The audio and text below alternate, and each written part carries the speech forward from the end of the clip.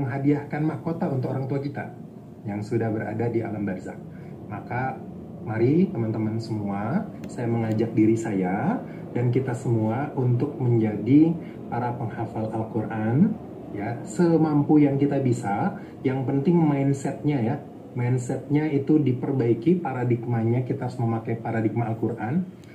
Jangan pernah ada sekalipun, ya, jangan pernah ada sekalipun ada pikiran saya tidak bisa menghafal, saya sudah tua, saya sakit-sakitan, saya kalau menghafal itu lupa lagi. Pokoknya yang senada dengan itu dihapus jauh-jauh, ya, dibuang jauh-jauh.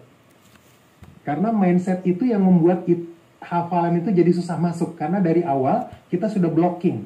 Padahal Al-Quran sudah dikatakan oleh Allah dalam surah Al-Qalam, ya. Ya.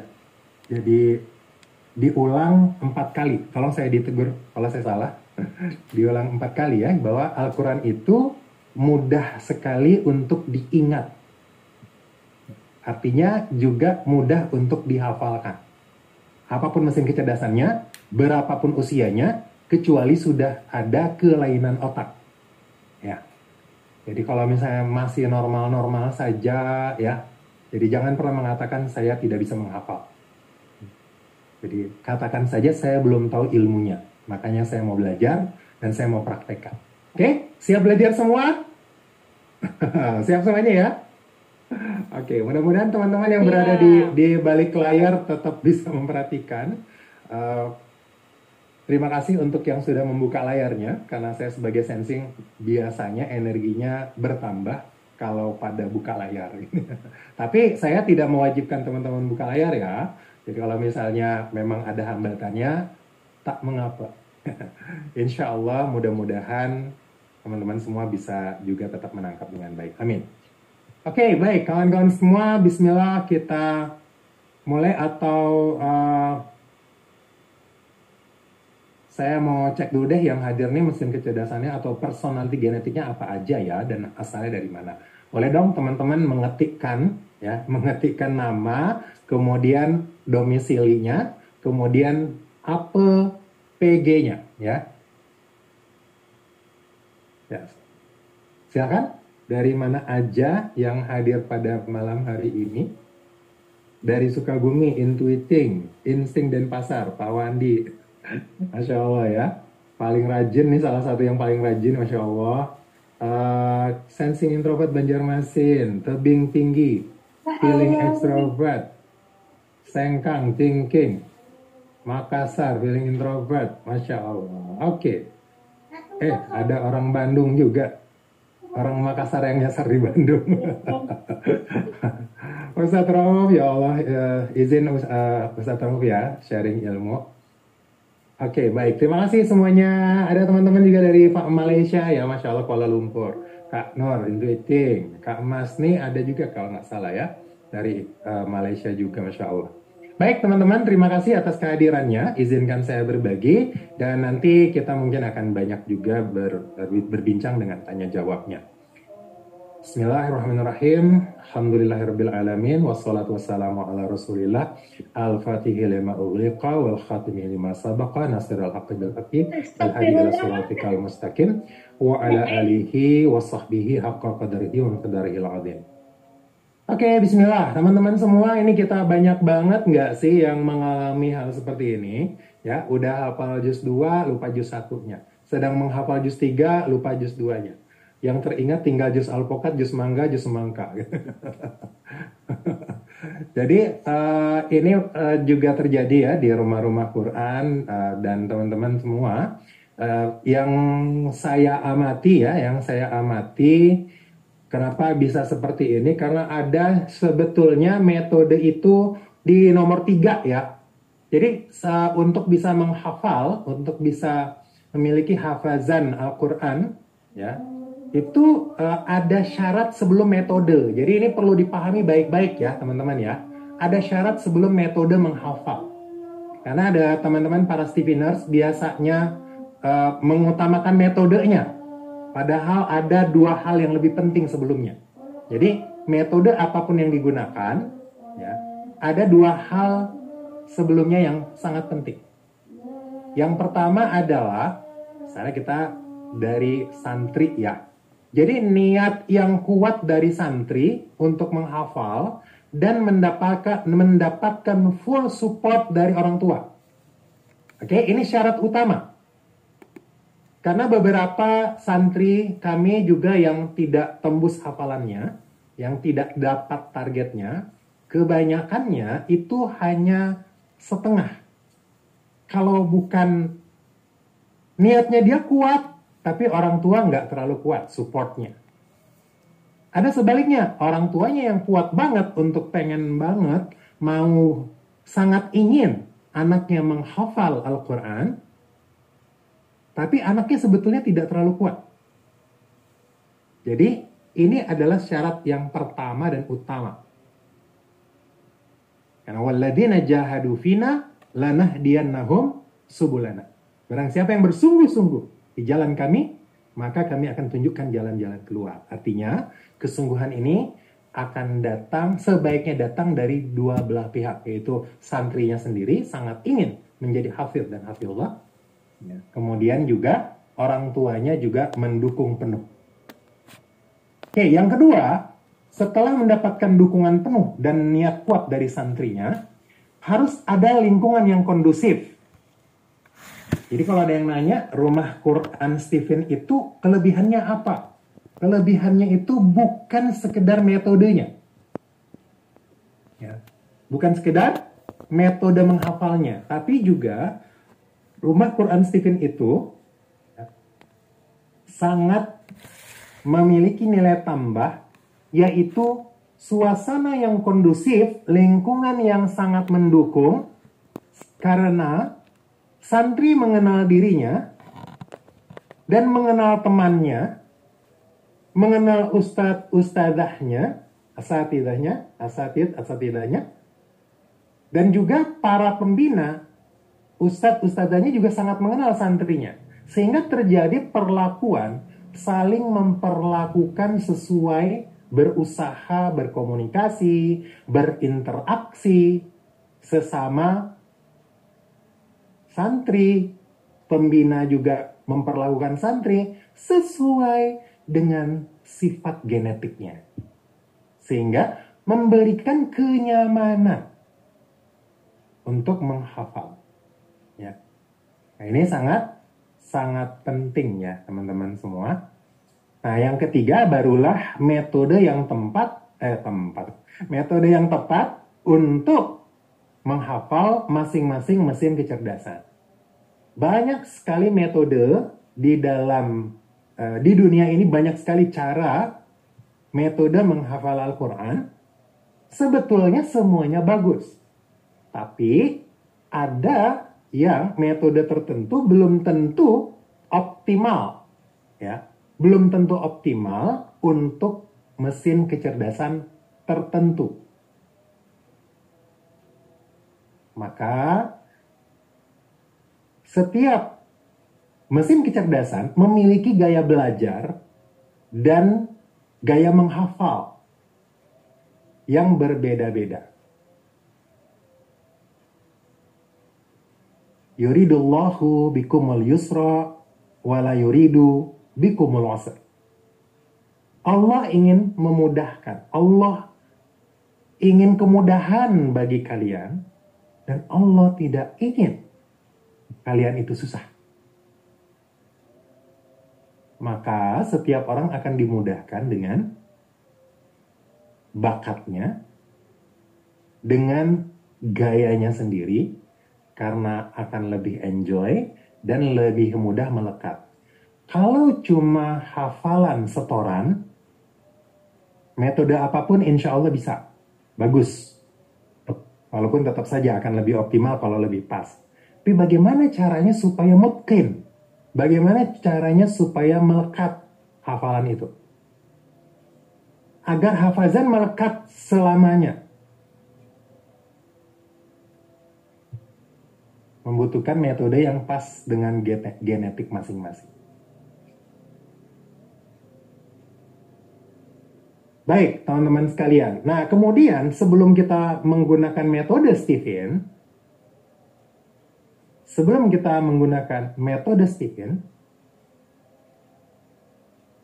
ketika seseorang ingin menghafal Al-Quran, maka bagaimana supaya hafalan itu melekat di dalam diri kita, akan lebih mudah ketika kecintaan terhadap Al-Quran itu besar. Sekarang saya mau tanya teman-teman semua, kalau kita mencintai seseorang, kita suka sering bertemu atau lebih suka tidak sering bertemu? Pasti lebih suka sering bertemu, ya nggak? Kalau kita cinta juga kepada Al-Quran, bagaimana supaya Al-Quran itu melekat? Maka kecintaan terhadap Al-Quran itu sangat-sangat membantu. Siapa orang yang paling dekat dengan kita? Kira-kira siapa orang yang paling dekat dengan kita? Orang yang paling sering berjumpa. Orang yang paling sering bertemu kita. Ya, pasangan kita, orang tua, anak, ya enggak? Itu kan orang yang paling dekat. Sehingga Al-Quran pun juga akan melekat ketika kita dekat dengan Al-Quran. Jadi, Al-Quran itu akan mudah melekat dengan siapa? Dengan yang paling sering bertemu dengannya. Artinya paling sering membacanya. Maka, sebelum menghafal Al-Quran, siapa yang mudah menghafal Al-Quran? Yang bolak-balik khatamnya itu sering. Karena nanti kemudahan di dalam membaca dan menghafal Al-Quran, Al-Quran itu nanti memiliki pola-pola beberapa kalimat, beberapa ayat, itu ada pola yang sama. Misalnya, Innallaha sami'un alim, kan gitu ya. Jadi kata-kata innallaha, sesungguhnya Allah, maha titik-titik dan maha titik-titik. Begitu. Itu banyak, itu contoh saja. Ya. Kemudian ya ayyuhalladzina amanu, kan gitu. Itu juga berulang-ulang. Jadi ada kalimat-kalimat yang polanya sama, ya, dan polanya berulang, bahkan berulang sama persis. Contoh di surah Ar-Rahman. Yang paling banyak pengulangannya 31 kali. Yaitu fabi ayyi ala'i rabbikuma tukadziban. Kan gitu kan? Dan di ayat-ayat yang lain juga ada pola yang sama, walaupun tidak sama persis ayatnya, tapi ada pola yang sama, sehingga itu akan memudahkan orang-orang yang rajin membaca Al-Quran berulang-ulang, akan mudah melekatnya ketika dia menghafalkannya. Oke, bisa dipahami ya yang ini ya. Jadi, semakin sering diulang, jadi sebelum menghafal, kenapa banyak yang gagal menghafal atau belum berhasil menghafal? Karena ketika mau menghafal, langsung menghafal. Saya mau menghafal. Oh, kok bisa ya? Ya, ayatnya masih jarang diulang. Jadi sebelum menghafalkan satu halaman misalnya, halaman yang mau kita hafalkan itu, baca dulu 40 kali.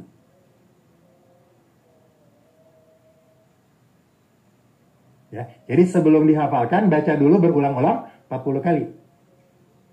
Ya, nanti jumlah berapa kali ini akan relatif, tapi yang paling supaya bisa masuk di semua mesin kecerdasan, maka kita pakai angka 40. Ya, mungkin nanti ada yang sensing cukup 20 kali barangkali. Ya, silahkan, nggak ada masalah. Tapi nanti dilihat, kalau seandainya yang sensing pun punya tantangan, ternyata yang harusnya dia yang punya hafalan. Dia yang paling hebat dalam menghafal. Karena memorinya dominan, tapi juga punya masalah juga. Maka sebaiknya ulangnya 40 kali juga.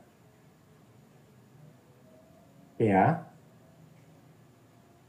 Nah, kemudian ini adalah pengalaman saya dan ini sudah pernah saya praktekkan di kelas offline dan teman-teman yang menggunakannya sangat terbantu, yaitu dengan memenggal kalimat. Mudah-mudahan teman-teman Malaysia paham ya, memenggal itu memotong ya. Jadi kalimat yang panjang ya dibagi. Jadi sekarang saya mau nanya nih, kira-kira semuanya sepakat nggak? Kalau saya katakan semuanya pasti hafal Al-Ikhlas, boleh angkat tangan yang belum hafal Al-Ikhlas? Nggak ada ya? Bukan nggak ikhlas kan? Ya, jadi semua pasti hafal Al-Ikhlas. Nggak perlu dikonfirmasi lagi, setuju? Al-Ikhlas 30. Al-Ikhlas, ya. 3 Al-Falaq, An-Nas, apalagi An-Nasr, apalagi Al-Asr. Kenapa kira-kira itu sangat dihafalkan? Bahkan menjadi andalan. Andalan ya. Ayat surah andalan ketika sholat. Kenapa? Karena ayatnya pendek. Betul atau betul banget? Maka ayat yang terlalu panjang itu dibagi. Ya, bagi. Pendek-pendek aja, misalnya gini. Katakanlah surah Tabarok, ya. Al-Mulk. A'udzu billahi minasyaitonir rajim. Bismillahirrahmanirrahim. Misalnya ya. Tabarakalladzi tabarakalladzi tabarakalladzi tabarakalladzi tabarakalladzi tabarakalladzi tabarakalladzi tabarakalladzi tabarakalladzi tabarakalladzi tabarakalladzi. Paham maksudnya? Biyadihil mulku biyadihil mulku biyadihil mulku tabarakalladzi biyadihil mulku tabarakalladzi biyadihil mulku tabarakalladzi biyadihil mulku tabarakalladzi biyadihil mulku tabarakalladzi biyadihil mulku tabarakalladzi biyadihil mulku. Wah, bosen dong Pak. Itu masalahnya. Kita kalau cinta Al-Quran nggak akan bosan. Kalau kita cinta Al-Quran nggak akan bosan mengulang di hal yang sama. Kenapa? Karena setiap huruf, teman-teman paham hadisnya kan ya? Setiap huruf itu mendapatkan berapa kebaikan, teman-teman? 10 kebaikan. Kan gitu ya? Bukanlah alif lam mim itu satu huruf, kata Nabi SAW. Tapi alif itu satu huruf, lam itu satu huruf, mim itu satu huruf. Berarti alif lam mim itu 30 kebaikan. Jadi ketika diulang tabarakalladzi tabarakalladzi tabarakalladzi, hitung aja tuh tabara, kaf dan seterusnya. Itu diulang itu berapa kali kebaikan? Di ayat yang lain kita diingatkan, janganlah terburu-buru untuk mau memahami Al-Qur'an. Ada ayatnya? Ada. Saya lupa ayat berapa. Ya, Quran surah berapa ayat berapa. Janganlah terburu-buru untuk mau memahami Al-Quran. Jadi, yang membuat kita sulit melekatkan hafalan karena kita tergesa-gesa, tidak sabar, mau buru-buru hafal. Justru ketergesaan inilah yang membuat hafalan itu lepas. Tabarakalladzi biyadihil mulku, tabarakalladzi biyadihil mulku, tabarakalladzi biyadihil mulku. Ulang 10 kali, 40 kali. Wa huwa ala kulli syai'in qadir, wa huwa ala kulli syai'in qadir, wa huwa ala kulli syai'in qadir. Tabarakalladzi biyadihil mulku wa huwa ala kulli syai'in qadir. Tabarakalladzi biyadihil mulku wa huwa ala kulli syai'in qadir. Jangan nanti, aku udah hafal, langsung masuk ayat 2, padahal belum melekat. Belum melekat sudah lompat ke ayat 2. Akhirnya apa? Pada saat pindah ke ayat berikutnya, ayat pertamanya lepas. Masuk akal?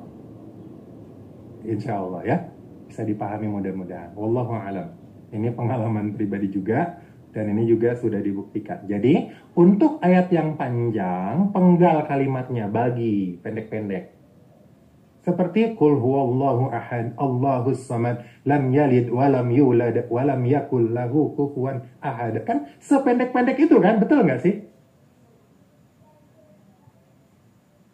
Tabarakalladzi biyadihil mulku, tabarakalladzi biyadihil mulku. Pendek, ulang, lekat, sambung. Habis itu masuk ayat 2, potong-potong lagi, 1, 2. Ulang lagi dari 1, gabung 2. Ayat 2. Masuk ayat 3, potong pendek-pendek lagi, gabung 2 ke 3, habis itu gabung lagi 1, 2, 3. Insya Allah itu sangat membantu. Okay. Baik. Bisa dipahami insya Allah ya. Nah, menghafal dan murojaah dengan metode Stephen, jika dari awal menghafal belum pernah pakai metode apapun, ini lebih mudah. Ya. Jadi masih zero banget nih, ada anak yang baru mau menghafal, belum pernah ada metode sama sekali, masuk langsung metode Stephen. Yang kebanyakan terjadi adalah santri-santri itu terbiasa menghafal dengan metode sebelumnya. Betul nggak? Ya. Jadi terjadi perpindahan metode, ya. Terjadi perpindahan metode dari metode sebelumnya kepada metode Stephen. Ini kan ada ketidaknyamanan tertentu ya, bagi santri tertentu, mengubah metode yang sudah biasa, tiba-tiba dia harus beradaptasi dengan metode baru, walaupun itu sesuai dengan dirinya. Ini tergantung mindset si santri. Ya, kalau dia merasa, aduh susah nih, akhirnya jadi tekanan tersendiri bagi santri tertentu, sehingga menjadi susah. Maka ada alternatif kedua, teman-teman semua. Ya, alternatif kedua adalah, jika terlanjur dengan cara lama, agar hasilnya lebih cepat, lebih simpel, ketika terlupa saat murojaah, baru pakai metode Stephen. Artinya gini, ketika sudah terlanjur metode yang sudah terbiasa itu tidak perlu diganti dengan metode Stephen, tapi ketika dia terlupa saat murojaah, baru metode Stephen masuk. Untuk melekatkan hafalannya. Jadi ini kita fleksibel, di lapangan kan banyak, ini fakta, kejadian ya. Saya berbicara berdasarkan fakta saja. Jadi ada yang sudah terlanjur punya metode tertentu, sehingga harus penyesuaian lagi. Saya memberikan kebebasan kepada santri agar enjoy. Ya. Agar si santri enjoy, tetap nyaman, silahkan mau pakai metode Stephen secara sempurna, atau yang sudah terlanjur dengan metodenya, udah nyaman dengan metodenya, silahkan tetap gunakan metodenya, tapi ketika nanti ada nyangkut hafalan, ketika mengulang, murojaah, ternyata terlupa, baru masuk metode Stephen. Bisa dipahami teman-teman ya? Oke. Jadi silakan, ini saya berbagi, teman-teman boleh praktek senyamannya seperti apa. Oke, nah sebelum kita masuk kepada seperti apa sih metode Stephen, saya ingin menyampaikan kepada teman-teman yang suka belajar Stephen, insya Allah ada sharing session Firdaus Live gratis bagi teman-teman semua. Kenali diri, kenali Tuhan, pahami misi kehidupan. Ini berhubungan dengan profesi, berhubungan dengan aktivitas yang enjoy dalam kehidupan. Silahkan hadiri nanti.